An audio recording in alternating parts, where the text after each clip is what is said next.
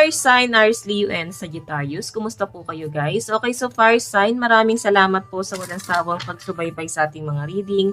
And kung kayo ay bago pa lang sa ating channel, mag-subscribe na po kayo guys. And i-click mo na rin yung ating notification bell para lagi po kayo guys updated sa ating mga bagong upload. Sa mga nagtatanong pala guys kung paano po magpa-private reading, ay nasa description box po yung link ng aking Facebook. Ayan, click nyo na lang. Kung hindi nyo guys maklik, ay direct message nyo na lang po ako sa aking Facebook, Jade Tarot. Ayan. Sa mga interested naman po guys ng ating collective reading, ay nasa kabilang channel po natin yan. The Lovers. Ayan, ako rin po yan. Pwede kayo din guys manood or mag-subscribe na rin po kayo. So, tingnan natin guys, ano pang inyong gabay? Fire sign, Aries, Leo, and Sagittarius. Fire sign, Aries, Leo, and Sagittarius. Okay. Fire sign, meron tayong empowerment, expansion, together, prosper, and divine. So, tingnan pa natin. Meron tayong harmony, balance, energy, breath, and flow. Meron tayong temple. So, sa pinapakita sa akin dito guys, I think parang feeling mo, nawawala ka sa passion mo. Parang kailangan mo ulit i-motivate yung sarili mo, no? Siguro kailangan mo ng something na magpapa-motivate sa'yo sa araw-araw kasi parang nawawala ka sa passion mo. Yung tipong ito yung gusto mong gawin pero dahil nga sa araw-araw na ito yung ginagawa mo, parang napofrustrate ka doon. So, I think yung iba sa inyo naboboard na kayo. Yung everyday routine mo, hindi mo na siya matawag na masaya eh. So, I think parang meron kang kailangan gawin dito, fire sign, no? Kailangan mong baguhin yung mindset mo, kailangan baguhin mo yung ginagawa mo sa araw-araw, okay? Kailangan samahan mo ng excitement or dapat tuloy-tuloy ang pag-explore mo. Walang masama guys sa pag-explore, no? Yun nga kasi guys, naboboard ka dito. Parang feeling mo, wala kang nagagawa sa araw-araw. Sabihin na natin ito, nagagawa mo nga tong trabaho mo, nagagawa mo tong gawain mo sa bahay. Pero yung frustration guys, yung nagiging kalaban mo. And yun nga, parang naboboard ka na. Okay? So, ayan. Malakas ka naman malakas ka namang tao. Siguro guys, nagkukulang kayo sa exercise. Ayun, kailangan din yan guys para ma-release mo yung mga toxins sa katawan mo. Labas ka, mag-jogging ka para makasagap ka ng mga positive energy galing sa ibang tao. Kasi siguro nasa loob ka lang ng bahay, di ka lumalabas. So, di ba? Kung ikaw naman ay lumalabas, maaari may mga negative pa rin na, alam mo yun, nasa isip mo pa rin kahit nasa malayo ka. Naisip mo pa rin yung mga nega dito. Okay, so tignan natin. Fire sign, Aries, Leo, and Sagittarius. So, ang lucky number mo is 18, 17, and 26. Yung iba sa inyo, siguro pupunta kayo sa simbahan ngayon. Ayan. Sabi kasi dito, inner being, visualization, sacred space. So, parang kailangan mo ng space, kailangan mo makapagmuni-muni, mag-isip, siguro yung mas importante sa iyo ngayon. Umalis ka muna sa mga negative na nasa paligid mo. Yung iba sa inyo guys, naririndi na rin kayo sa problema ng ibang tao. Yung tipong ikaw, hindi ka gumagawa ng problema sa sarili mo, pero talagang lapitin ka ng problema. Okay, so tignan natin fire sign, Aries, Leo, and Sagittarius. Overall energy, spirit guide. So fire sign, meron tayong Ace of Cups. Ang sabi kasi dito, a beautiful new emotional experience, a romantic relationship or deep friendship, awakening of psychic ability or spiritual insight, a love letter, a new home. So, I think meron kang matatawag na bago mong tahanan. Siguro may bago kang nagiging libangan. Parang nag-explore ka dun sa bagay na yan, guys. Okay? So, tama naman to guys kasi parang lunod ka na sa pagiging emosyonal. Lunod ka na sa problema mo. Lunod ka na sa mga struggle ng iba. Kasi water, nasa ilalim ka, oh. Okay? Emotion kasi guys ang tubig. So, I think, iba sa inyo, parang lunod ka na sa problema ng iba. Hindi lang sa problema mo. So, meron ka pang inaayos na problema ng ibang tao.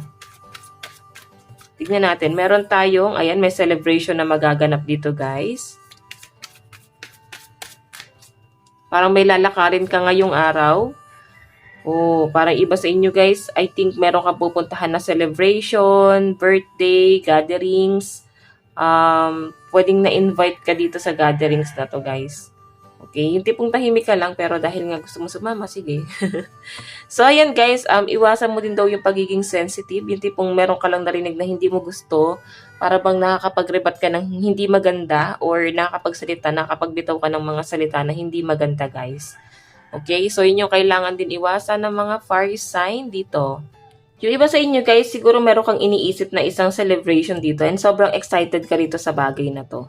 Kasi ito guys, so much to celebrate, send gratitude to the divine and the angels for the peace and prosperity coming to you. Peace and contentment in your personal life. So I think, pagdating nitong celebration na to, magkakaroon ka ng matinding realization dyan sa bagay na yan guys. Meron kang marirealize dito guys.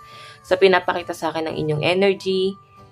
Ayan. So, hindi ko pa siya guys nasisense na ngayon or sa mga susunod pa na mga araw. I think ito yung inaantay mo na big event or merong event na magaganap sa buhay mo dito. Okay? So, ayan. Medyo magiging sensitive ka daw once na dumating to. So, tignan natin guys pagdating sa love life mo. Ano bang ipapakita? Sa love life naman po ni fire sign, Aries, Leo, and Sagittarius.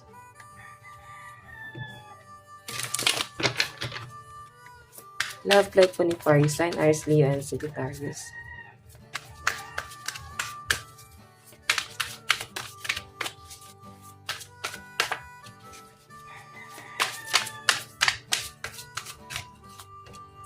Meron po tayong Ten of Pentacles. Yung iba sa inyo, gusto mo naman na talagang lumagay sa tahimik. Gusto mo nang bumuo ng pamilya. Pero parang feeling mo, marami ka pang responsibilidad sa pamilya mo. Okay? Meron tayong King of Wands.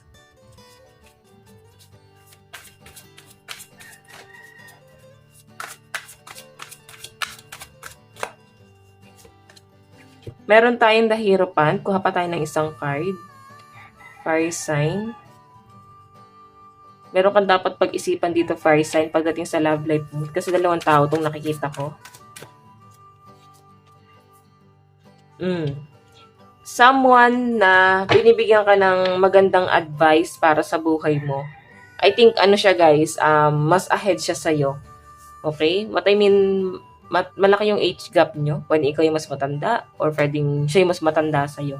Kasi Hierophant yung energy. So, kapag nangaral to guys, talagang parang ayaw mong pakinggan yung pangaral niya. Kasi parang feeling mo, makakabuti yung para sa kanya, hindi para sa'yo. So, I think tinatry na itong taong to na manipulahin ka. Okay? Minamanipula niya rin yung mga tao sa paligid nyo. So, guys, King of Wands, Ten of Pentacles, meron kang isang tao na gusto rito. Pero itong taong to guys, wala siyang ginagawa. Nakaupo lang siya rito. Okay? And Ten of Pentacles, mukhang malayo pa itong bumuo ng pamilya kasi meron pa siyang inaano sa sarili niya. Meron pa siyang binibuild sa sarili niya. Gusto niya munang masettle to. So, once na masettle niya yan, ready na siguro siyang bumuo ng pamilya. Sa ngayon guys, iba yung focus niya. Okay? So, isang manipulative, isang mabagal. Yan ang nakikita ko guys sa energy niya. So, tignan natin guys, love advice. Ayan. Okay. Love advice.